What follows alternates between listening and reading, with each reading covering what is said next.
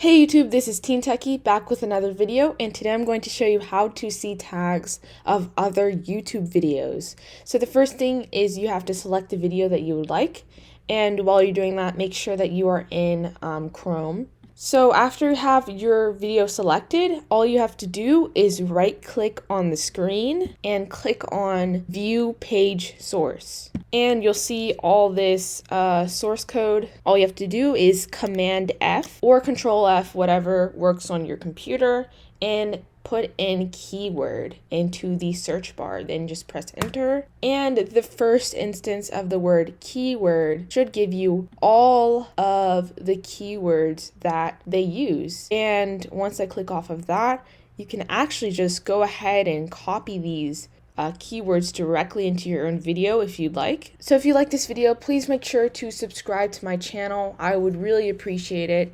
And if you like this video, give this video a like and comment down in the comment section below any questions that you have, and I will answer those as soon as possible.